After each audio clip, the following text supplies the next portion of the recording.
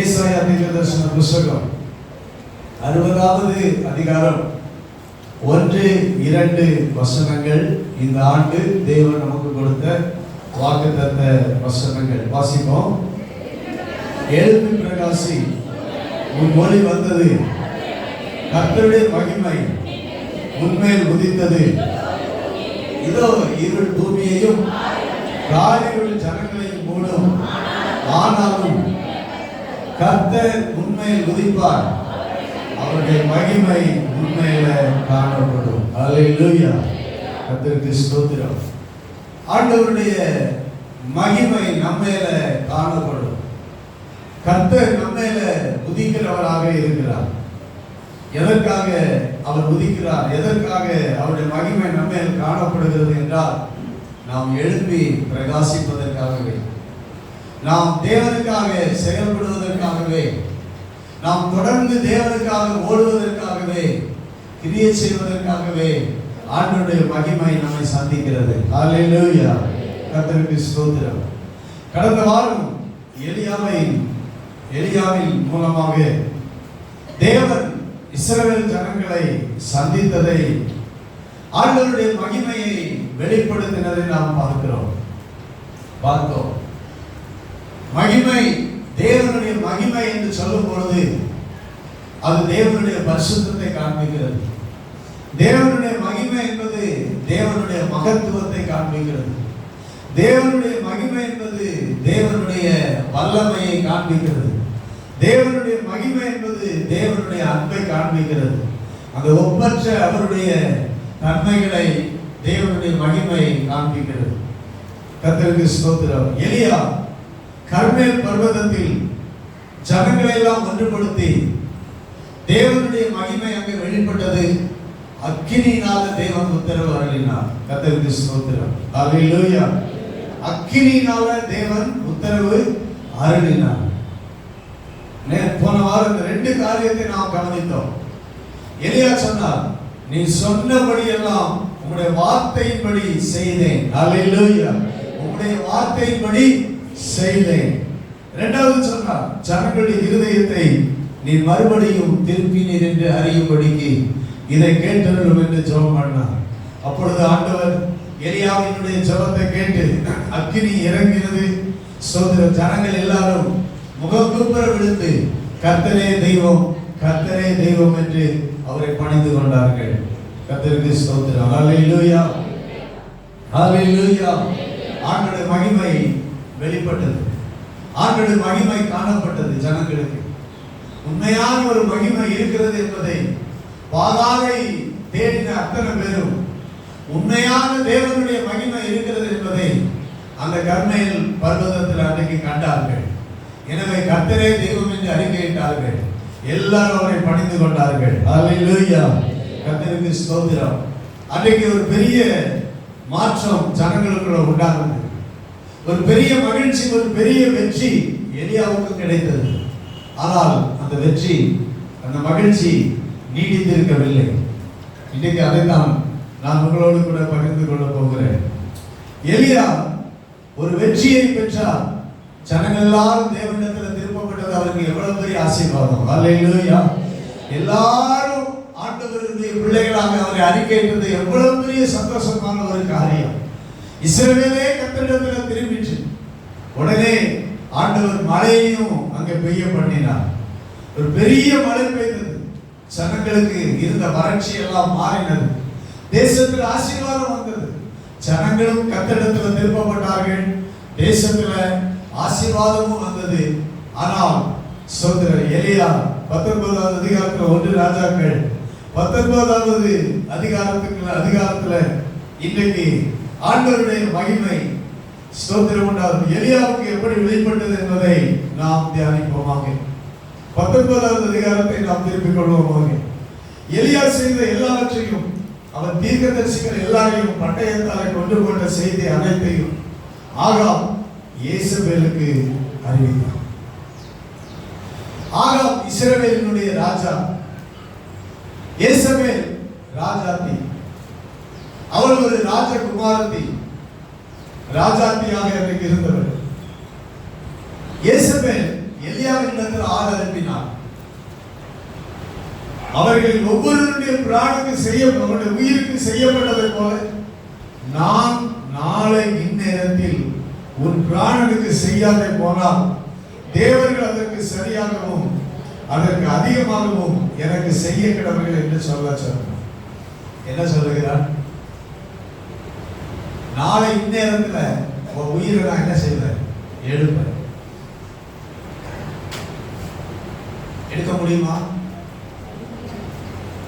ஆகாபால எலியாவை கொண்டு போட முடியவில்லை. ஸ்தோத்திரம் உண்டாவதாக. ஆகாப் ராஜாவுக்கு எலியா பகைவனாக இருந்தான், விரோதியாக இருந்தான். ஆனா ஒரு நாள் கூட ஆகாப் ராஜாவாக இந்த தீர்க்கதரிசி எலியாவை என்ன செய்ய முடியல, கொண்டு போட முடியவே இல்லை. கர்த்தருக்கு ஸ்தோத்திரம். ஆனா இப்போ ராஜாவினுடைய மனைவி சொல்லுகிறாள், நான் உண்மை நாளை இந்நேரத்தில் உயிர் என்ன செய்வேன்? எடுப்பேன். தேவர்கள் அதற்கு அதிகமாக செய்ய கிடவர்கள். பாகால் ஏதாவது செய்வதா? இல்லை. ஏனென்றால் அந்த பாகாலான ஒன்றும் என்ன செய்ய முடியல, செய்ய முடியவில்லை. ஆனா இப்ப சொல்லுகிறார், தேவர்கள் உனக்கு அதிகமாக என்ன செய்ய கிடவர்கள் என்று சொல்லுங்க. இப்பொழுது எலியா தீர்க்கதரிசி ஒரு பெரிய தைரியசாலி. அவன் போல தைரியமா இருந்த ஒரு தீர்க்கதரிசி கிடையாது. ஏனென்றால் ஆகாபுக்கு முன்ன போய் நின்று என் வார்த்தையின்படி என்ன செய்யாது, மழை பெய்யாது அப்படின்னு சொல்லி தைரியமா பேசக்கூடிய ஒரு மனிதன் தான் எலியா தீர்க்கதரிசி. அல்லேலூயா. இஸ்ரவேல் ராஜாவுக்கு முன்ன போய் நின்று தைரியமா சொல்லிட்டு அந்த தலையை சீவ முடியல, உயிரை எடுக்க முடியல, ஒண்ணுமே செய்ய முடியல. ஸ்தோத்திரம். எலியா தீர்க்கதரிசி ஆண்டவர் சொன்னார், நீ போய் கேரி காற்றங்கண்டையில ஒளித்துக் கொண்டிரு என்று சொன்னார். ஒளித்துக் கொண்டிருந்தான். ஆகாப் எலியாவை தேடினான். எலியாவை காணவே முடியல. கைகளை உயர்த்தி என் தேவன் எலியாவை மறைத்து அவனை காப்பாற்றினார். அல்லேலூயா. எலியாவை போஷித்து அவனை காப்பாற்றினார்.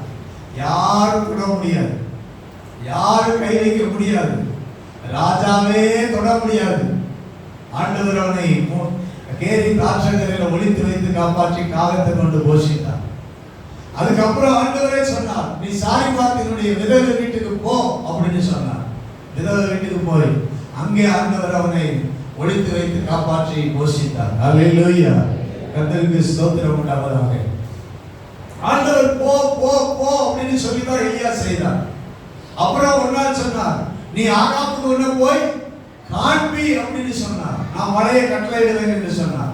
அப்போ 3 வருஷம் கழித்து ஆகாபுக்கு முன்பாக வந்து நின்று தன்னை காண்பித்தான். ஸ்தோத்திரம் உண்டாவதாக. அல்லேலூயா. இவ்வளவு தேவன் இந்த ஜெபத்துல நான் போல வர சொன்னேன், நம்முடைய வார்த்தையின்படியே செய்தேன் என்று நான் ஜெபம் பண்ணார். கர்த்தருக்கு ஸ்தோத்திரம். எல்லாமே தேவன் என்ன சொன்னாரோ அதன்படி தான் செய்தார். தன்னை குறித்து எலியா சொல்லும் போது, நான் கர்த்தருக்கு முன்பாக நிற்கிற ஊழியக்காரன் என்று தன்னை அறிமுகப்படுத்தினார். அல்லேலூயா. யாருக்கு முன்பாக நிற்கிறவர் எலியா? கர்த்தருக்கு முன்பாக நிற்கக்கூடிய ஒரு மனுஷன், தேவனுக்கு முன்பாக நிற்கக்கூடிய ஒரு மனுஷன் என்றுதான் தன்னை அறிமுகப்படுத்தினார் ராஜாவுக்கு முன்பாக. அவ்வளவு ஒரு பெரிய தைரியசாலி.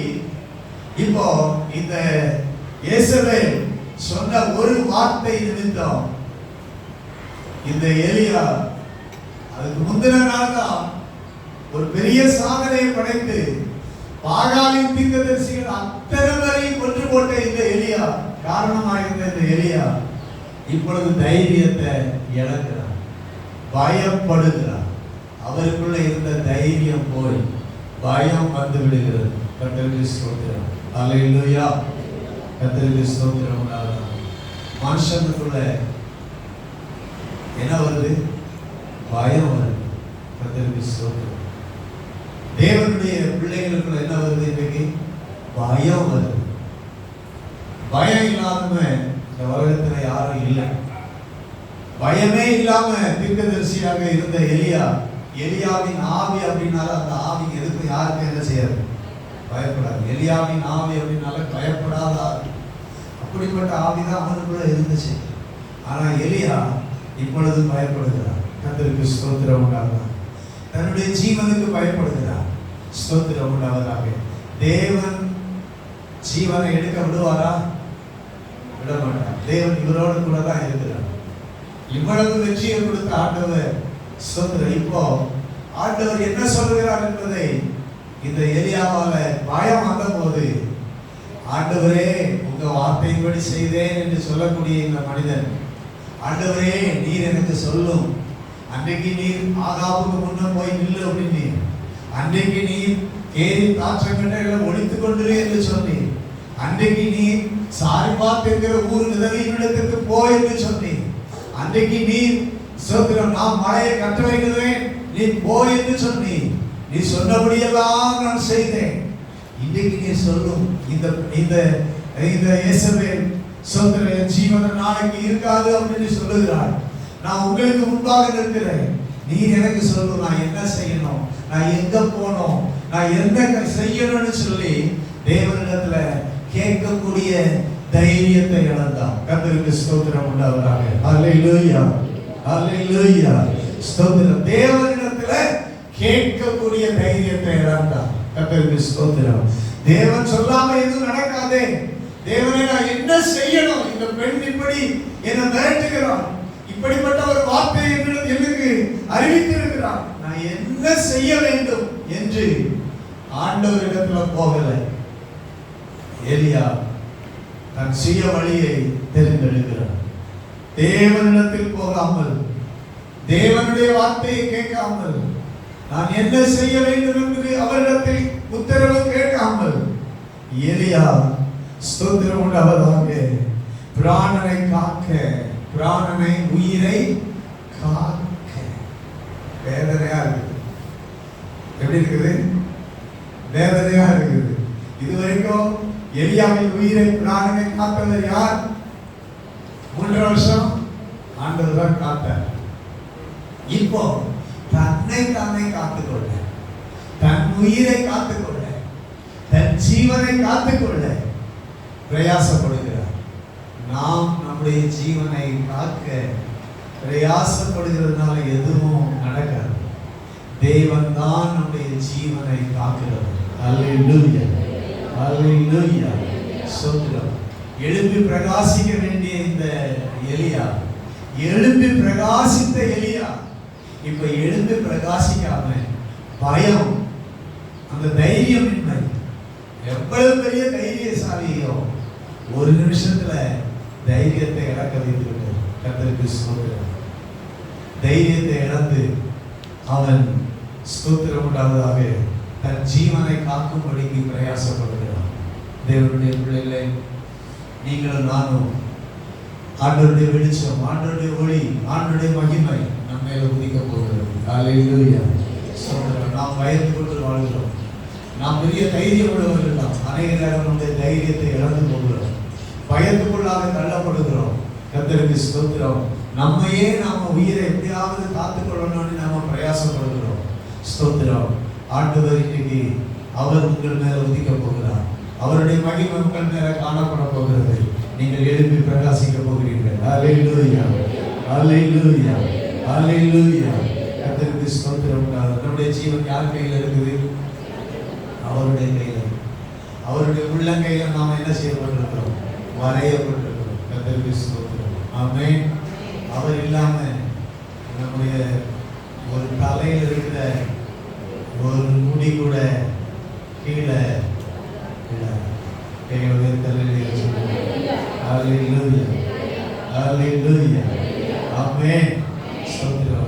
எலியாவினுடைய உயிர் போகுமா? எடுக்க முடியுமா? முடியவே முடியாது. கர்த்தருக்கு ஸ்தோத்திரம். ஆனா அவன் படுத்துட்டான். பயம் அவன் என்ன பண்ணது? படுக்க வைத்து இவ்வளவு ஓடினான். ஓடிக்கிட்டே இருப்பார் எலியா.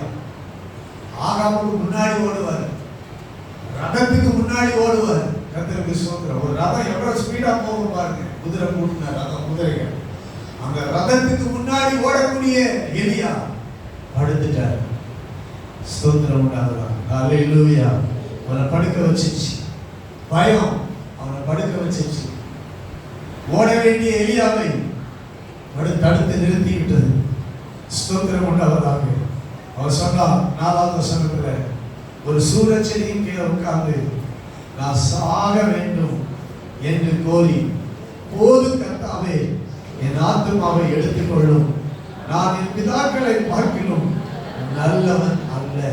என்ன ஃபீலிங்ஸ் பாருங்க, என்ன அந்த ஸ்தோத்திரம் அவனுக்குள்ள. அவன் என்ன சொல்லுகிறான்? கர்த்தாவே, போதும் கர்த்தாவே, போதும் கர்த்தாவே, நான் வாழ்ந்தது போதும், நான் உமக்கு முன்னாக நின்றது போதும், நான் அக்கினியை உமக்கு முன்பாக நின்று ஜனங்கள் எல்லாரும் உம்மை கர்த்தரே தெய்வம் என்று சொல்ல வைத்தது போதும், சாதிக்க வைத்தது போதும், நான் சாக வேண்டும். கர்த்தாவே, என் ஆத்துமாவை எடுத்துக்கொள். ஸ்தோத்திரம். ஏன் எடுத்துக்கொள்ள வேண்டும்? ஏன் எடுத்துக்கொள்ள வேண்டும்? ஸ்தோத்திரம். அவள் என்ன சாகடிப்பேன்னு சொல்றான், அதனால என் ஆத்மாவை எடுத்துக்கொள்ளணும்னு சொல்லல. என்ன சொல்றாரு கவனிங்க, என்ன சொல்றாரு? ஸ்தோத்திரம். நான் என் பிதாக்களை பார்க்கிலும் நல்லவன். அல்லேலூயா. ஒரு தாழ்வு குணப்பான்மை அவனுக்குள்ள வந்து விட்டது. கர்த்தருக்கு ஸ்தோத்திரம். நான் என் பிதாக்களை பார்க்கிலும் நல்லவன் அல்ல. கர்த்தருக்கு ஸ்தோத்திரம். அவன் என்ன சொல்லிருக்கணும்? அவன் சோர்வுல என்ன சொல்லிருக்கணும்? ஆண்டவரே, என்னை எடுத்துக்கொள்ளும். அவ என்ன, அந்த இயேசுவே என்ன சாகடிக்கு முன்னாடி நீர் யா உயிரை என்ன செய்து கொள்ளும், எடுத்துக்கொள்ளும் அப்படின்னு தான் சொல்லி இருக்கணும். ஆனா எலியா சொல்லுகிறான், நான் என் பிதாக்களை பார்க்கிலும் நல்லவன் இல்லை. ஸ்தோத்திரம் உண்டாவதாக. இந்த தாழ்வு மனப்பான்மை அவனுக்குள்ள, ஸ்தோத்திரம், எல்லாம் அவன் என் பிதாக்களை பார்க்கிலும் நான் நல்லவன் இல்லை ஆண்டவர், அதனால என் உயிரை எடுத்துக்கொள்ளும். போதும் கர்த்தாவே. கர்த்தருக்கு ஸ்தோத்திரம். கருமையான தேவனுடைய பிள்ளைகளை, இந்த காலை ஆராதனை வேளையில ஸ்தோத்திரம், உங்கள் பிதாக்கள் உங்க அப்பாவை பார்க்கல நீங்க நல்லவர்களாக இல்லாமல் இருக்கலாம். ஸ்தோத்திரம். உங்கள் முன்னோர்களை பார்க்கல நீங்க நல்லவர்களாக இல்லாமல் இருக்கலாம். கர்த்தருக்கு ஸ்தோத்திரம் உண்டாவதாக. ஹல்லேலூயா. ஸ்தோத்திரம். ஆனால் ஸ்தோத்திரம் உண்டாவதாக. உங்களுக்குள்ள தாழ்வு மனப்பான்மை ஒருபோது வரக்கூடாது. நீங்க எழுந்து பிரகாசிக்க வேண்டியவர்கள். ஹல்லேலூயா. பயம் வரக்கூடாது. ஹல்லேலூயா. ஹல்லேலூயா. தைரியத்தை இழக்க கூடாது. ஹல்லேலூயா. தாழ்வு மனப்பான்மை ஒருபோதும் நம்முடைய மனதுக்குள்ள வரக்கூடாது. கர்த்தருக்கு ஸ்தோத்திரம் உண்டாவதாக. நான் அவரை பார்க்கிலும் நல்லவன் இல்லை, அவர்களை பார்க்கிலும் நான் உத்தமன் இல்லை, அவர்களை பார்க்கிலும் நான் கெட்டவன். ஸ்தோத்திரம் உண்டாவதாக. அவர்களை பார்க்கிலும் நான் பிரயோஜனம் இல்லாதவள் என்று மற்றவர்களோடு நம்ம ஒப்பிட்டு பார்க்கவே கூடாது. கைகளை உயர்த்தி சொல்லுவோம். ஹல்லேலூயா. ஸ்தோத்திரம். மற்றவர்களோடு நம்மை ஒப்பிட்டு வாழக்கூடாது. நாம் வித்தியாசமானவர்கள், நாம் தனிப்பட்டவர்கள், நாம் எலியாவின் ஆவியுடையவர்கள், நாம் எழுந்து பிரகாசிக்கிறவர்கள், நாம் கர்த்தருக்காக வைராக்கியமாய் வாழக்கூடியவர்கள். நாம் நல்லவன் இல்லை என்று சொன்னாலும் ஸ்தோத்திரம் உண்டாவதாக. நல்லவன் உண்மையில நான் சொல்றேன். எலியா எப்படி சொல்லியிருக்கணும்? எலியா இன்னும் எப்படி சொல்லியிருக்கணும்? ஆண்டவரே, நான் உங்களுக்காக எவ்வளவு வைராக்கியமா இருந்தேன், நான் எவ்வளவு நல்லவன் தெரியுமா? ஆனா இந்த பொல்லாதவள் கம்பேர் பண்ணியிருப்பது எப்படி கம்பேர் பண்ணியிருக்கணும்? ஸ்தோத்திரம் உண்டாவதாக. ஹல்லேலூயா. நான் உங்க தீர்க்கதரிசி, நான் நல்லவன், ஆனா இந்த இயேசபேல் எப்படிப்பட்டவள் சொல்லுங்க. அவள் என்ன செய்வார்? சாகடிக்கிறேன்னு சொல்லிட்டா, கொன்னுவேன்னு சொல்லிட்டா அப்படின்னு இந்த ஏரியா சொல்லல. அதோட அந்த வார்த்தைக்கே இடம் இல்லை. எங்களுடைய தெரியல சொல்லல, அந்த வார்த்தைக்கே இடம் இல்லை. உடனே நான் என் பிதாக்களை பார்க்கலும் நல்லவன் இல்லை. அவ்வளோதான் காரணம்.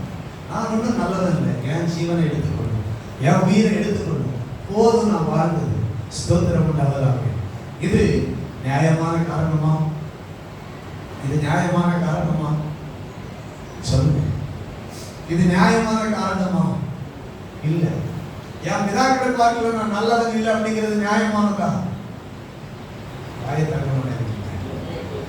நான் யாருமே சொல்ல மாட்டேங்க,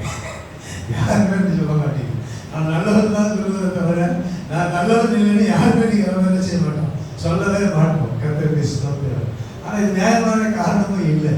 ஆனா எலியா ஸ்தோத்திரம். படுத்துக்கொண்டு நல்லா தூங்கினான், நித்திர பண்ணு. சூரியச்செடியின் கீழே படுத்துக்கொண்டு நித்திர பண்ணினான். கர்த்தருக்கு ஸ்தோத்திரம். ஓட வேண்டியவன் படுத்தான். நம்முடைய வாழ்க்கை கிறிஸ்துவுக்காக ஓட வேண்டிய வாழ்க்கை. நாம் படுத்து விட்டால் நம்மை எழுப்புவதற்கும் தேவன் அனுப்புவார். அல்லேலூயா. எலியா படுத்து விட்டார், ஓடுகிறவர் படுத்து விட்டார். இப்போ எலியாவை ஒரு தூதன் வந்து அவனை தட்டி எழுப்பினார். கர்த்தருக்கு ஸ்தோத்திரம் உண்டாவதாக. அல்லேலூயா. கர்த்தர் தம்முடைய தூதர்களை தமக்கு பயந்தவர்களை சூழ பாளையம் இறங்கி பாதுகாக்கிறார். அல்லேலூயா. அவருடைய தூதர்கள் நம்மை சூழ்ந்திருக்கிறார்கள். ஆமென். அல்லேலூயா. நீ தனியானவன் அல்ல. உன்னை சூழ அவருடைய தூதர்கள் உண்டு. உன்னை எழுப்புவதற்கு அவருடைய தூதர்கள் உண்டு. ஸ்தோத்திரம் உண்டாவதாக. உன் தாழ்வு மனப்பான்மையில் ஸ்தோத்திரம் நீ செயல்படாமல் போகும்போதும் உன்னை மறுபடியும் தட்டி எழுப்புவதற்கு உனக்கு தூதர்களை கர்த்தர் கட்டளையிடுகிறார். அல்லேலூயா. அல்லேலூயா. உனக்காக நம்முடைய தூதர்களுக்கு கட்டளையிடுவார். உன் பாதம் கல்லில் இடராதபடிக்கு அவர்கள் உன்னை ஏந்தி கொண்டு சுமந்து கொண்டு போவார்கள். கைகளை உயர்த்தி ஆமென் சொல்லுவோமாக. அல்லேலூயா.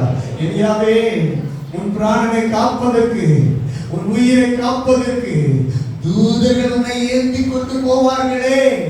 ஸ்தோத்திரம் உண்டாவதாக. அல்லேலூயா. உனக்கு காக்கும்படிக்கு நான் தூதர்களை கட்டளையிட்டிருக்கிறேனே. ஆனால் நீ சொல்லுகிறாய், என் பிதாக்களை பார்க்கணும் நல்லவன் அல்ல என்று சொல்லுகிறாய். போது கர்த்தாவே என்று சொல்லுகிறாய். நீ படுத்துக் கொண்டிருக்கிறாய். உன்னை கர்த்தர் தட்டி எழுப்புகிறார். கர்த்தர் உன்னை தட்டி எழுப்புகிறார். ஸ்தோத்திரம். உன்னை காக்கிறதுக்கு நான் இருக்கிறேன், என் தூதர்கள் இருக்கிறார்கள். ஸ்தோத்திரம் உண்டாவதாக. அதோடு விடவில்லை. தூதன் எழுப்பி தட்டி எழுப்பிட்டு போகிறதுக்கு வரல. எழுந்திருந்து நீ சாப்பிடு, போஜனம் பண்ணு என்று தூதனான போஜனம் பண்ண வைத்தார். கைகளை உயர்த்தி அல்லேலூயா சொல்லுவோம். காகத்தை கொண்டு போஷித்தவர், ஒரு விதவையை கொண்டு போஷித்தவர், தூதனை கொண்டு ஆண்டவர் எலியாவை போஷித்தார். கைகளை உயர்த்தி அல்லேலூயா சொல்லுவோம். அல்லேலூயா. ஒரு தணல்ல சுடப்பட்ட ஒரு அடையும் பாத்திரத்தில் தண்ணீரும் அவன் தலை மாட்டில் இருந்தது, தலைக்கு பக்கத்துல இருந்தது. ஸ்தோத்திரம். அவனுக்கு தேவை என்ன? தண்ணீர். ஒரு பாத்திரத்துல தண்ணீரை தூதன் கொண்டு வந்தான். ஸ்தோத்திரம். தணல்ல சுடப்பட்ட ஒரு அப்பத்தை தூதன் கொண்டு வந்து அவன் தலையில வைத்து தலைக்கிட்ட வைத்துவிட்டு எழுந்திருந்து போஜனம் பண்ணு அப்படின்னு சொன்னாரு. கைகளை உயர்த்தி அல்லேலூயா சொல்லுவோம். அல்லேலூயா. கர்த்தருக்கு ஸ்தோத்திரம். உங்களுக்கு தேவையான ஆகாரம் எங்க இருந்து வரும்? தூதர்களிடத்திலிருந்து வரும். அல்லேலூயா. கர்த்தருக்கு ஸ்தோத்திரம். எலியாவுக்கு பாருங்க, ஆண்டவர் செய்த காரியம் அற்புதகரமானது. ஸ்தோத்திரம் உண்டாவதாக. மனிதர்கள், பறவைகள் மூலம் சாப்பிட்டார், மனிதர்கள் மூலம் சாப்பிட்டார். இப்ப தூதர்கள் மூலமும் சாப்பிடுகிறார். ஆண்டவர் உங்களுக்கு ஸ்தோத்திரம் உண்டாவதாக. அவர் உங்களை எழுப்பி பிரகாசிக்க பண்ணுவதற்கு அவர் எந்த முயற்சியும் அவர் எடுப்பார். கைகளை உயர்த்தி ஆமென் சொல்லுவோம். அல்லேலூயா. நீங்கள் எழுப்பி பிரகாசிக்கணும். அதுக்கு அவர் தூதர்களுக்கு கட்டளையிட்டு தூதர்கள் உங்களுக்கு ஆகாரத்தை கொடுக்க வைப்பார். கர்த்தருக்கு ஸ்தோத்திரம். எங்க இருந்து வந்ததுன்னே தெரியாது, ஆனா தலைமாட்டில் உங்களுக்கு சாப்பாடு இருக்கும். கைகளை உயர்த்தி அல்லேலூயா சொல்லுங்க. அல்லேலூயா. கர்த்தருக்கு ஸ்தோத்திரம் உண்டாவதாக. ஆமென். ஸ்தோத்திரம். எழுப்பி போஜனம் பண்ணு. ஸ்தோத்திரம். குடித்துட்டு புசித்துட்டு திரும்பவும் படுத்துக் கொண்டாங்க. கர்த்தருக்கு ஸ்தோத்திரம் உண்டாவதாக. எவ்வளவு சோர்வு, எவ்வளவு பலவீனம், எவ்வளவு தாழ்வு மனப்பான்மை, எவ்வளவு பயம், எவ்வளவு செயல்படாமல். கர்த்தருக்கு ஸ்தோத்திரம் உண்டாவதாக. அவன் செயல்படாமல் ஆக்கினது. கர்த்தருக்கு ஸ்தோத்திரம். திரும்பவும் படுத்துக் கொண்டான். அல்லேலூயா. நீங்கள் மறுபடியும் செயல்படாமல் போனாலும் கர்த்தர் உங்களை மறுபடியும் எழுப்புகிறவராயிருக்கிறார். அல்லேலூயா. ஸ்தோத்திரம். திரும்பவும் இரண்டாம் தரம் வந்து அவனை கர்த்தருடைய தூதன் தட்டி எழுப்பி எழுந்திருந்து போஜனம் பண்ணு. நீ பண்ண வேண்டிய பிரயாணம் வெகு தூரம். மறுபடியும் அவர் எழுந்திருந்து புசித்து குடித்தார். ஸ்தோத்திரம். பிரயாணம் பண்ணினார். 2 முறை ஆண்டவர் அவனை தூதன் மூலமாக ஆகாரத்தை கொடுத்து இப்பொழுது எலியா ஒரு தீர்மானம் பண்ணுகிறார். ஸ்தோத்திரம். என்ன தீர்மானம் என்றால், மோசேயோடு தேவன் பேசினாரே, மோசே தேவ மகிமையை கண்டாரே, அந்த சீனாய் மலை என்கிற ஓரே பர்வதம், அந்த ஓரே பர்வதத்துக்கு போய் மறுபடியும் நான் எதை பார்க்கணும்? தேவனுடைய மகிமையை நான் பார்க்கணும். ஸ்தோத்திரம். அதான் எலியாவினுடைய தீர்மானம். கர்த்தருக்கு ஸ்தோத்திரம். தேவ மகிமையை பார்த்தால் மாத்திரம்தான் நான் இனியும் என்ன செய்ய முடியும்? வாழ முடியும். தேவனுடைய மகிமையை பார்த்தால் மாத்திரம்தான் நான் இன்னும் எழும்பி பிரகாசிக்க முடியும், செயல்பட முடியும். அதனால இங்கே இருந்து நான் 40 நாள் பிரயாணம் பண்ணி ஒரே பர்வதத்துக்கு போக போறேன் அப்படிங்கிற ஒரு தீர்மானத்தை எடுத்தான். கர்த்தருக்கு ஸ்தோத்திரம். அல்லேலூயா. மோசே எங்கே தேவனுடைய மகிமையை கண்டாரோ அதே மகிமையை அந்த இடத்துல போய் நான் ஆண்டவருடைய மகிமையை காணணும். அந்த கண்மலையில் ஒளித்துக் கொண்டிருந்தாரே, அந்த கண்மலையின் நிழலில் மோசே ஆண்டவர் தமது கரத்தால் அவனை மூடி தமது மகிமையை காண்பித்தாரே, அதே பர்வதத்துக்குள்ள, குகைக்குள்ள, அந்த கெவிக்குள்ள, அந்த இடத்துக்குள்ள நான் போய் தங்கணும், கர்த்தருடைய மகிமையை நான் காணணும் அப்படின்னு எலியா விரும்பினாரு. ஹல்லேலூயா. நான் சாப்பிட்ட சாப்பாடு ஆண்டவர் எதுக்காக கொடுத்தாருன்னா, கர்த்தருடைய மகிமையை நான் பார்க்கணும், கர்த்தருடைய மகிமையை நான் காணணும். சொல்றோம், ஒரே பர்வதத்துக்கு நான் நடக்கணும். ஹல்லேலூயா, ஹல்லேலூயா. கர்த்தருக்கு ஸ்தோத்திரம் உண்டாவதாக. 40 நாள் நடந்தார். 40 நாள் நடந்து ஒரே பர்வதத்துக்கு போனார். அங்கே எலியாவுக்கு தேவன் மகிமையை காண்பித்தாரே, அதே கெவிக்குள்ள போனார். அதே கெவிக்குள்ள போய் கர்த்தருக்கு ஸ்தோத்திரம் உண்டா தங்கினார். அல்லேலூயா. கெவிக்குள்ள போய் தங்கினார். அங்க எத்தனை நாள் இருந்தாருங்கிறது நமக்கு தெரியாது. ஆனா ஆண்டவரே, உங்க மகிமை எனக்கு தேவை, உங்க மகிமையை நான் பார்க்கணும். நீங்க நான் உங்களுக்கு முன்பாக நின்றாலும், உங்க வார்த்தைப்படி எல்லாம் நான் செய்தாலும், இப்பொழுது உங்க மகிமையை நான் காணணும். அல்லேலூயா. கர்த்தருடைய மகிமையை நான் பார்க்கணும். நீங்க எனக்கு மறுபடியும் உதிக்கணும். நீங்க என் வாழ்க்கையில மறுபடியும் எனக்கு வெளிப்படணும். உங்க மகிமையை நான் காணணும்னு சொல்லி அந்த கெபியில தங்கிவிட்டார். ஒரு நாள் வந்தது, ஆண்டவர் சத்தம் கேட்டது, நீ கெபியை விட்டு அந்த பர்வதத்துல வந்து நில்லு. அல்லேலூயா. அந்த பர்வதத்துல வந்து நில் அப்படின்னாரு. கர்த்தர் அவனுக்கு முன்பாக கடந்து போனார். ஆமென். கர்த்தர் அவனுக்கு முன்பாக கடந்து அப்படியே போறார். அவர் மகிமை அப்படியே போகுது. எலியாவுக்கு முன்னாடி கர்த்தர் போறார். அப்படியே அவர் கடந்து கிராஸ் பண்றாரு. அவனுக்கு முன்னாடி அந்த பர்வதத்துல ஆண்டவர் அப்படியே நடந்து போகிறார். அவருடைய மகிமை அப்படியே அவருக்கு முன்பாக செல்கிறது. அல்லேலூயா, அல்லேலூயா. ஸ்தோத்திரம் உண்டாவதாக. அந்த மகிமை கடந்து போகும்போது, கர்த்தர் கடந்து போகும்போது பர்வதங்களை பிளக்கிறதும் கண் மலைகளை உடைக்கிறதுமான பலத்த பெருங்காற்று உண்டாயிற்று. பெரிய காற்று. அந்த காற்று எதடிக்கும்? எதை பிளக்கும்? மலையே பிளக்கும், பர்வதத்தையே பிளக்கும். அந்த ஓரே பர்வதத்தையே பிளக்கும். கர்த்தர் பர்வதத்தையே பிளந்துடும். காற்று பிளக்கும். சூத்திரம் கண்மலையை உடைக்கும். மலையை உடைக்கக்கூடிய பெருங்காற்று. அல்லேலூயா. சோத்திரம். கர்த்தர் கடந்து போவார் என்றால், அவருடைய மகிமை கடந்து போகும் என்றால், சோத்திரம் அந்த மலையை உடைக்கக்கூடிய அந்த காற்று, அதுல ஆண்டவர் கடந்து போனார். அல்லேலூயா. ஆனால் கர்த்தருக்கு ஸ்தோத்திரம். உடைக்கிற காற்று போனது. நான் போன வாரம் ஒரு நியூஸை பார்த்துக்கிட்டு இருக்கும்போது, நம்ம ராஜஸ்தான்ல என்ன நடந்துச்சு? ஒரு அதிர்ச்சியான சம்பவம் நடந்துச்சு. மலையே என்ன செய்துச்சு? பிளந்து கீழே சாஞ்சு. அல்லேலூயா. கர்த்தருக்கு ஸ்தோத்திரம். எத்தனையோ இடங்கள்ல மலைகள் சாய்கிறது. கர்த்தருக்கு ஸ்தோத்திரம். இன்னைக்கு அந்த பெரும் மழையும் பெரும் காற்றும். அல்லேலூயா. ஸ்தோத்திரம். இந்த பூமியில கர்த்தர் கிரியை செய்து கொண்டு இருக்கிறார். கர்த்தர் நாம மகிமைப்படுவதாக. அந்த காற்று உண்டாயிற்று. ஆனால் அந்த காற்றுல கர்த்தர் இருக்கவில்லை. அல்லேலூயா, அல்லேலூயா. இவருடைய பயத்தை மாற்றுவதற்கு பெருங்காற்று உதவாது. பேரவையற்காக சொல்லணும். பெருங்காற்று என்ன பண்ணும்? பயப்படுத்தும். அப்படிதானே? பெருங்காற்று என்ன செய்யும்? பெருங்காற்று நம்ம கண்டா என்ன பண்ணுவோம்? நம்மளே தூக்கிட்டு போயிடும். அப்படிதானே? காற்று மலைகளையே உடைக்குமா, மலைகளையே பெயர்க்குமா, மலைகளையே தூக்குமா. அந்த காற்று இப்ப அடிக்குது. அங்க அந்த உயர்ந்த பர்வதத்துல எலியாவால் நிற்க முடியுமா? நிற்க முடியாது. அவ்வளவு பயம் வரணும் அந்த இடத்துல. அவ்வளவு பயப்படுகிற ஒரு காரியம் அங்க நடக்கிறது. ஆண்டவர் அவனை தைரியப்படுத்துவதற்கு ஒரு பெருங்காற்றை கொடுக்கிறார். அல்லேலூயா, ஸ்தோத்திரம். கண்மலையே பெயர்க்கக்கூடிய காற்று போன போது கூட எலியா என்ன செய்யல? பயப்படல. கைகளை தட்டி ஆண்டவர் மகிமை கொடுக்கிறார். நாம நடக்கிறோம். ஸ்தோத்திரம். ஐயோ, இந்த காற்று அடிக்குது, அவ்வளவுதான். அல்லேலூயா. பெருங்காற்று, உடைக்கிற காற்று, தூக்கிட்டு போற காற்று, பெருங்காற்று அடிக்குது.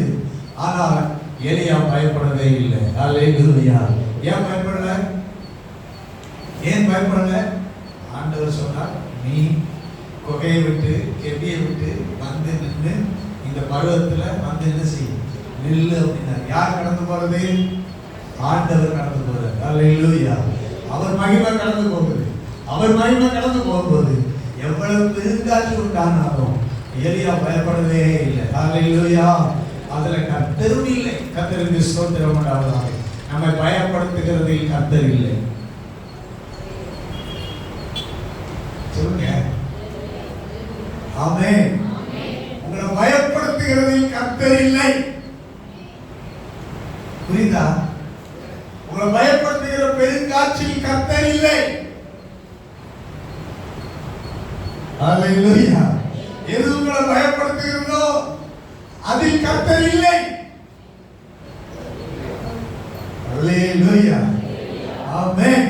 கர்த்தருக்கு ஸ்தோத்திரம் உண்டாவதாக. எலியாவின் பயத்தை மாற்றுவதற்கு ஆண்டவர் எப்படி சொற்படுகிறார் பாருங்க. பயப்படுத்துகிற பெருங்காற்று தான், ஆனால் அதில் கர்த்தர் இல்லை. அதனால பயப்பட வேண்டிய அவசியம் இல்லை. எலியா பயப்படவில்லை. கர்த்தருக்கு ஸ்தோத்திரம். உங்களை பயப்படுத்துகிற, உங்களை உடைக்கக்கூடிய, உங்களை ஒன்றெல்லாம் ஆக்கக்கூடிய இந்த இயற்கைகள், பெருங்காட்சிகள் உங்கள் வாழ்க்கைக்கு விரோதமாக மோதினாலும், உங்கள் குடும்பத்துக்கு விரோதமாக மோதினாலும், உங்கள் தொழிலுக்கு விரோதமாக பெருங்காற்று வந்தாலும் ஸ்தோத்திரம் உண்டாவதாக. நீங்கள் பயப்படக்கூடாது. அல்லேலூயா. ஆண்டவர் உங்கள் பயத்தை மாற்றுகிறார். ஆண்டவர் உங்கள் பயத்தை மாற்றுகிறார். கர்த்தருக்கு ஸ்தோத்திரம் உண்டாவதாக. அல்லேலூயா. நம்ம புயலெல்லாம் சந்திச்சிருக்கிறோம். எத்தனையோ புயல், மரத்தை பிடிக்கிற புயலெல்லாம் பார்த்திருக்கிறோம். மலையை தூக்குகிற புயலை இன்னும் பார்க்கல. ஆமென். அல்லேலூயா. ஸ்தோத்திரம் உண்டாவதாக. ஆமென். மலையை தூக்கிட்டு போற புயலை நாம பார்க்கணும், நம்ம எல்லாம் இருக்க மாட்டோம். கர்த்தருக்கு ஸ்தோத்திரம் உண்டாவதாக.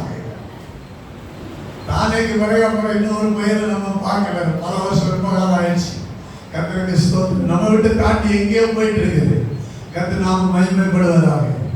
அப்படிப்பட்ட ஒரு பெருங்காட்சி. ஸ்தோத்திரம். கப்பலை மோதி அடிக்கிற பெருங்காட்சி.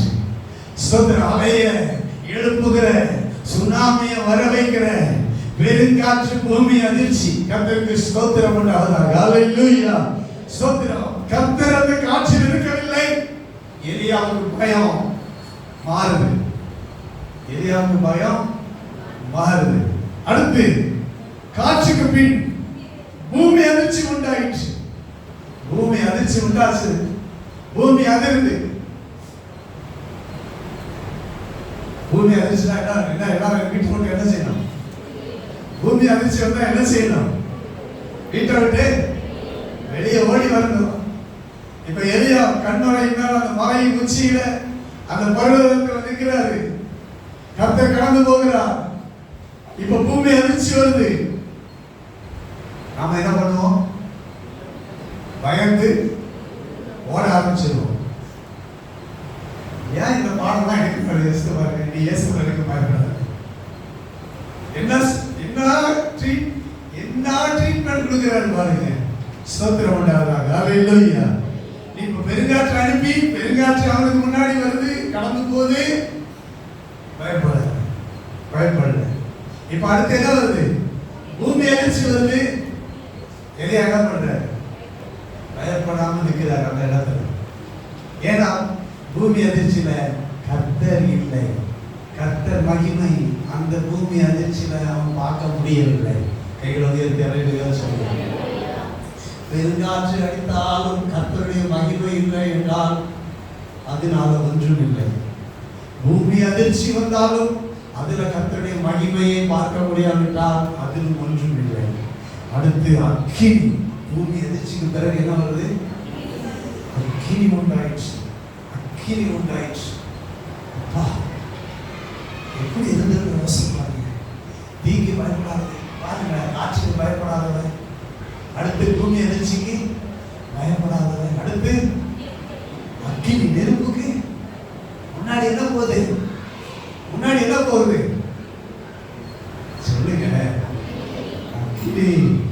ஐயோ செத்தோம், அவ்வளவுதான். தீ அப்படியே அக்கினி. அந்த அக்கினி உண்டாயிடுச்சு. ஸ்தோத்திரம். பயப்படத்தக்க காரியங்கள் எலியாவுக்கு முன்பாக அந்த மலையில நடக்கிறது. ஸ்தோத்திரம். அக்கினி இறக்கின மனிதன் தான், ஆனால் இப்பொழுது அக்கினியை பார்க்கிறான். அக்கினியில கர்த்தர் இல்லை. அன்றைக்கு ஒரே கர்மேல் பர்வதத்துல அக்கினியை இறக்கினான். அக்கினி இறங்கிட்டு கர்த்தர் இருந்தார். கைகளை உயர்த்தாமல் சொல்லலாம். நீங்க அண்டர்ஸ்டாண்ட் பண்ணணும். கர்மேல் பர்வதத்துல என்ன இறங்கிச்சு? அக்கினி இறங்கிச்சு. அந்த அக்கினியில யார் இருந்தார்? கர்த்தர் இருந்தார். ஆனால் இப்போ அக்கினி இறங்குகிறது. இந்த அக்கினியில யார் இல்லை? கர்த்தர் இல்லை. அக்கினி இருந்து கர்த்தர், அக்கினியில கர்த்தர் இருந்தால் எலியா என்ன பண்ணிருப்பாரு? முகமுத்துல விழுந்து ஆண்டவரை பணிஞ்சிருப்பாரு. கர்த்தர் இல்லாத அக்கினியில எலியா பணியவில்லை. கைகளை தட்டி ஆண்டவரை மகிமைப்படுத்துங்க. ஹalleluya, ஹalleluya, ஹalleluya. கர்த்தர் இல்லாத இடத்துல மகிமை இல்லாத அக்கினி, மகிமை இல்லாத பூமி அதிர்ச்சி, மகிமை இல்லாத பெருங்காற்று. ஆனா இதுல என்ன இல்ல? கர்த்தர் இல்ல. கர்த்தருடைய மகிமை இல்ல. நான் சொல்றேன் கவனிங்க. கர்த்தர் மகிமை இல்லாத பெருங்காற்று உண்டு. கர்த்தர் மகிமை இல்லாத பூமி அதிர்ச்சி உண்டு. கர்த்தர் மகிமை இல்லாத அக்கினியும் உண்டு. ஸ்தோத்திரம். கர்த்தர் மகிமை இறங்கிச்சுன்னா அந்த அக்கினியில எல்லாரும் சரண்டர் ஆகிடுவாங்க. அது பயம் வந்துடும். ஆனா இந்த அக்கினிக்கு முன்னாடி எலியா என்ன செய்யல? பயப்படவே இல்லை. ஏன்னா அதுல யாரு இல்ல? கர்த்தர் இருந்தாலும் பயம் உண்டு.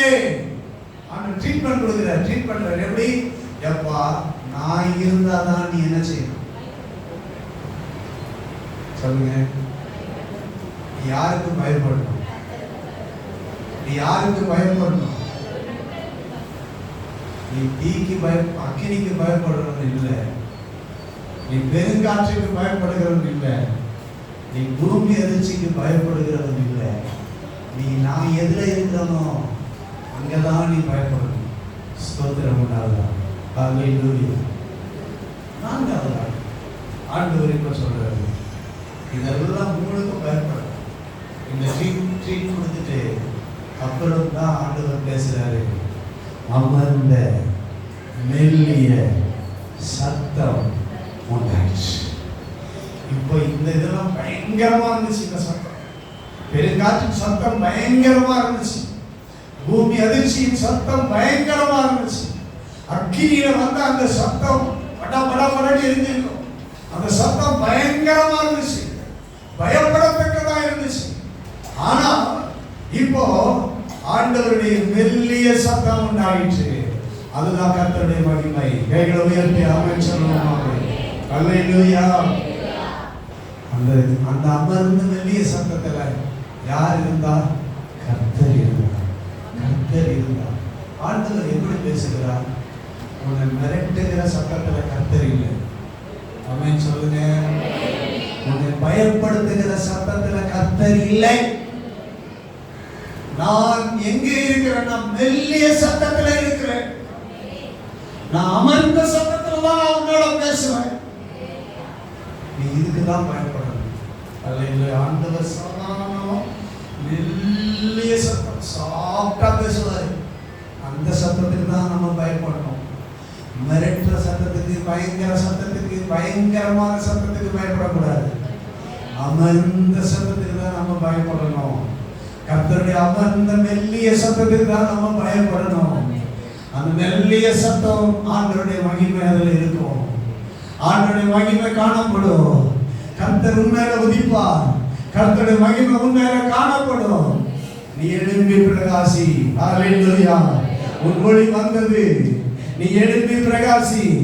உன் ஒளி வந்தது. ஹல்லேலூயா. கர்த்தருக்கு மகிமை உண்டாவதாக. ஆமென். கர்த்தருக்கு ஸ்தோத்திரம் உண்டாவதாக. மெல்லிய சத்தம் உண்டாயிற்று. எலியா ஆண்டோட மகிமை கண்டாரா இல்லையா? சொல்லுங்க. ஆண்டோட மகிமை கண்டாரா இல்லையா? மகிமையை கண்டார். மெல்லிய சத்தம். இதுவரைக்கும் எத்தனை சத்தத்தை ஆண்டவர் இந்த எலியா கேட்டாருன்னு உங்களுக்கு தெரியும். எலியாவே கேள்விக்கு போ. அந்த சத்தத்தை கேட்டு பழகினவர். அது இப்போ நீ சாரிபாத்தூருக்கு போ அப்படின்னு ஆண்டோட சத்தத்தை கேட்டுதான் பழகினவர். எல்லா சத்தத்தையும் கேட்டு எத்தனை முறை ஆண்டவர் பேசுகிற சத்தத்தை கேட்டாரோ, இப்போ ஆண்டவருடைய மகிமையை காணும் போது ஆண்டவருடைய அமர்ந்த மெல்லிய சத்தத்தை எலியா கேட்கிறார். அந்த மகிமையை காண்கிறார். அந்த மகிமையை கண்ட உடனே முகத்தை மூடிட்டார். கைகளை தட்டி ஆண்டவர் மகிமை கொடுத்தார். மகிமையை கண்டா முகத்தை மூடணும். மகிமையை கண்டா என்ன செய்யணும்? முகத்தை மூடணும். மோசே மகிமையை கண்டு என்ன பண்ணாரு? மூடிட்டார். காலை விழுந்து குப்புற விழுந்துட்டார். மூடிட்டார். இப்பதான் எலியா முகத்தை மூடிட்டார். ஸ்தோத்திரம். இந்த அமர்ந்த சத்தத்துக்கு முன்னாடி ஸ்தோத்திரம். நான் என் ஆண்டோடைய மகிமையை என்னால் பார்க்க முடியாது. என்னால் பார்க்க முடியாத ஒரு மகிமை. அவன் முகத்தை ஸ்தோத்திரம் சார்பையால முகத்தை மூடிட்டார். கர்த்தருக்கு ஸ்தோத்திரம் உண்டாவதாக. ஹல்லேலூயா. ஹல்லேலூயா. ஹல்லேலூயா. வெளியே வாப்பா. என்னப்பா ஸ்தோத்திரம். நான் கர்த்தருக்காக அவன் சொல்றான். இப்போதான் ஆண்டோடைய சத்தம் இப்போ சொல்றான். கர்த்தருக்காக நான் வெகு வைராக்கியமா இருந்தேன். எல்லாரும் தள்ளிட்டாங்க. எல்லாரையும் கொண்டு போட்டான். நாங்க எல்லா தீர்க்கதரிசிகளையும் கொண்டு போட்டாங்க. இப்ப யான் பிராணனையும் வாங்குறதுக்கு தேடுறாங்க. ஒரே என்ன சொல்றாரு? நான் ஒரு மாத்திரம் மீதியா இருக்கிறேன். யான் பிராணனையை வாங்குறதுக்கு தேடுறாங்க. ஆண்டவர் சொன்னார். மெல்லிய சத்தத்துல சொன்னார். மெல்லிய சத்தத்துல சொன்னார். எலியாவே எப்படி பேசியிருப்பாரு பாருங்க. நீங்க மெல்லிய சத்தத்துல பேசுறது எவ்வளவு வாய்ஸ் நீங்க கேட்டிருக்கீங்களா? கேட்டிருக்கீங்க. சண்டை போடுற சத்தத்தையும் கேட்டிருக்கீங்க. மெல்லிய இனிமையான அந்த அமர்ந்த சத்தத்தை நீங்க என்ன செஞ்சிருக்கீங்க? மனுஷ சத்தத்தை கேட்க. எது உங்களுக்கு பிடிக்கும்? எது உங்களுக்கு பிடிக்கும்? எது உங்களுக்கு பிடிக்கும்? சாப்பிட்டா பேசுறதா பிடிக்கும். ஆட பேசுறது யாருக்குமே பிடிக்காது. இனிமையா பேசணும். இனிமையா பேசணும். அதான் பிடிக்கும். அதான் இப்போ ஆண்டவர் ரொம்ப மென்மையா பேசுறாரு. நம்ம ஆண்டவர் நம்ம எப்படி நேசிக்கிறார் பாருங்க. எலியாவை எப்படி நேசிக்கிறார் பாருங்க. மென்மையா பேசுறாரு. சாப்பிட்டா பேசுறாரு. எலியாவே நீ 3 வேலையை செய்யும். நீ என்ன பண்ணணும்? 3 காரியத்தை செய்யணும். நீ சீரியாவுக்கு மேல உன் பக்கத்து நாடு இருக்கு. சீரியா உன் நாடு இல்லை. அந்த சீரியாவில் ஆசைங்கிறவங்க நீ ராஜாவா அபிஷேகம் பண்ணணும்.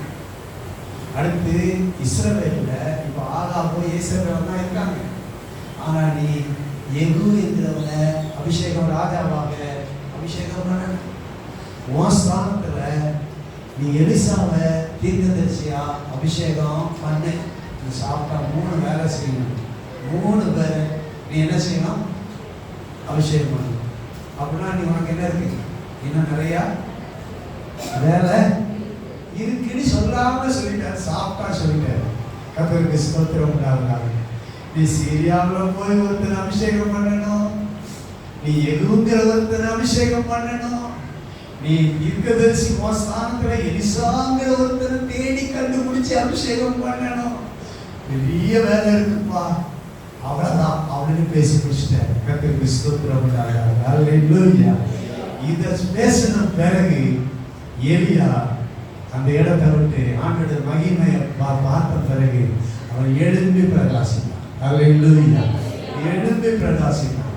ஆண்டவர் அவன் எழும்பி மறுபடியும் தைரியமா பிரகாசித்தான். மறுபடியும் நீங்க வாசனை பார்த்தீங்கன்னா உங்களுக்கு தெரியும். கர்த்தருக்கு ஸ்தோத்திரம் உண்டாவதாக.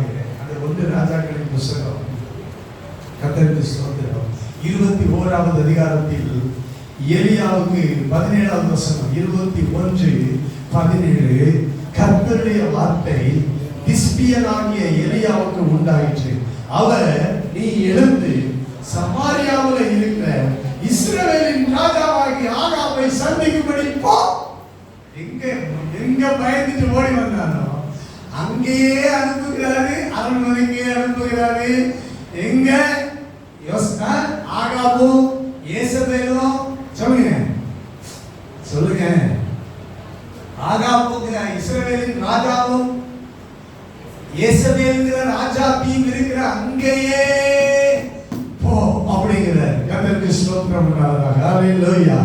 அங்க போ, அவன்கிட்ட போ, ஸ்தோத்திரம் உண்டா, போ, சந்திக்கும்படி போ. ஸ்தோத்திரம். 19வது வசனத்துல, நீ அவனை பார்த்து ஸ்தோத்திரம் உண்டாவதாக சொல்லு.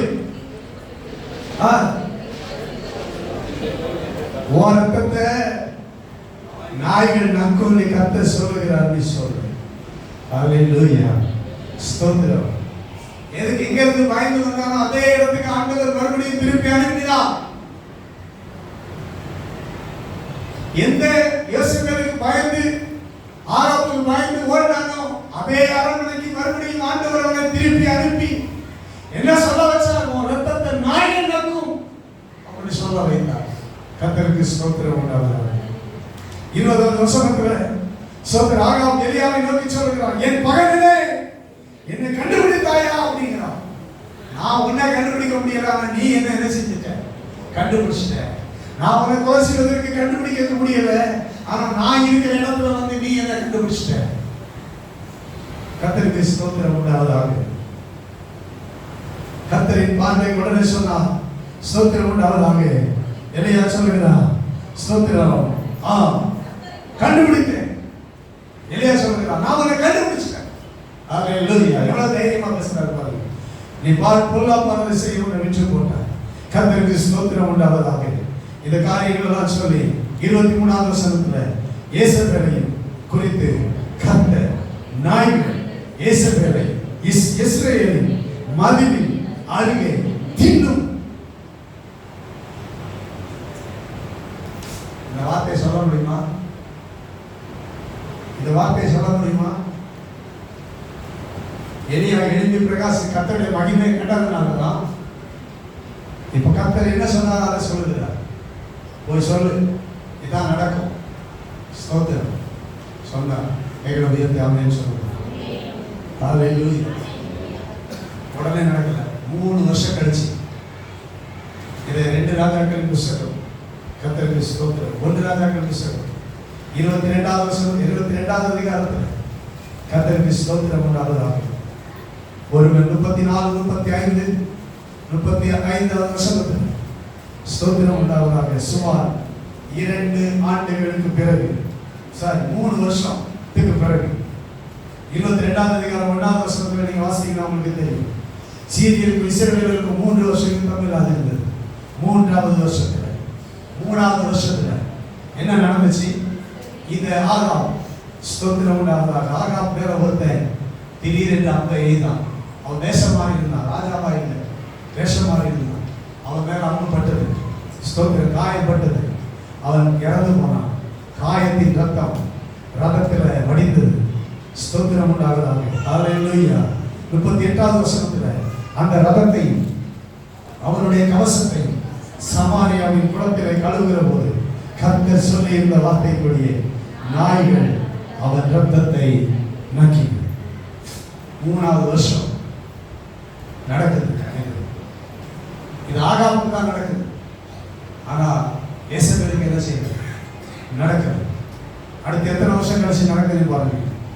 12 வருஷம் கழித்து கர்த்தருக்கு ஸ்தோத்திரம் உண்டாவதாக. 2 ராஜாக்களின் புத்தகம் 9வது அதிகாரத்துக்கு திருப்பி கொள்ளுது.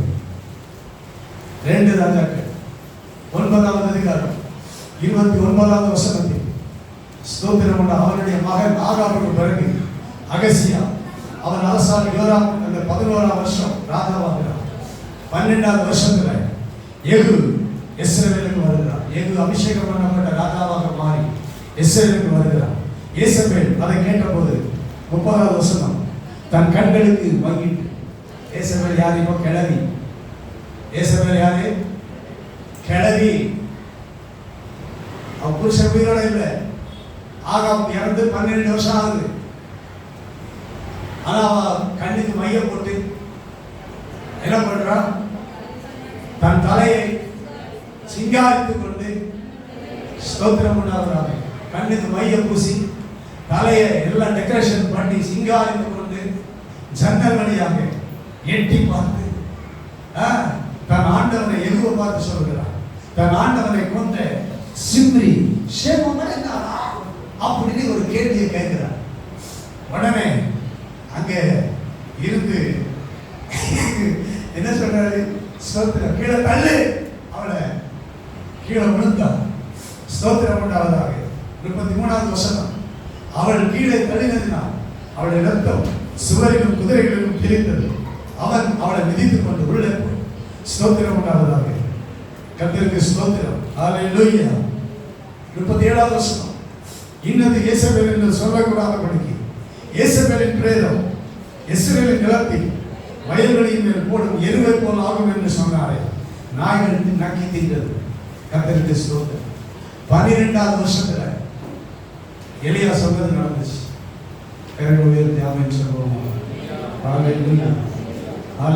எலியாவை கொன்று போடுவேன்னு சொன்னாலே, எலியாவை அழிப்பேன்னு சொன்னாலே, ஸ்தோத்திரம்.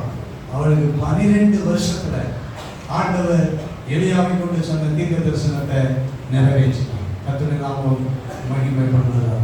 எலிசாவை தீர்க்க தரிசியாக தன் ஸ்தானத்துல எலியா அபிஷேகம் பண்ணார். எலியாவை உயிரோட சாகுலோடு சொன்னது உயிரோடு ஆண்டவர் இருந்தார். கைகளோடு இருந்து ஆமென் சொல்லுவாங்க. ஹல்லேலூயா. உயிரோட மரணத்துக்கு போனவர் ஸ்தோத்திரம். ரதத்துல அக்கினி ரதத்துல உயிரோடு ஆண்டவருடைய ஏறி பர்வதத்துக்கு போனவர் எலியா. ஸ்தோத்திரம் உண்டாகிறார். அவ்வளவு பெரிய வாக்கியத்தை ஆண்டவர் எலியாவுக்கு தரிசிக்க கொடுத்தார்.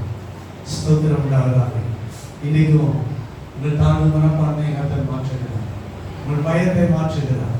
உங்களை தைரியப்படுத்துகிறார். கர்த்தர் அவருடைய மகிமை உங்களுக்கு காண்பிக்க போகிறார். அவருடைய மகிமை உங்களை கொண்டு செய்ய வேண்டியவர்களை செய்ய வேண்டும். கைகளை உயர்த்தி ஆமென் சொல்லுவோம். உங்களை கொண்டு எதெல்லாம் செய்ய வைக்கணுமோ அதையெல்லாம் ஆண்டவர் உங்கள் மூலம் உங்களை கொண்டு செய்ய வைக்க போகிறார்.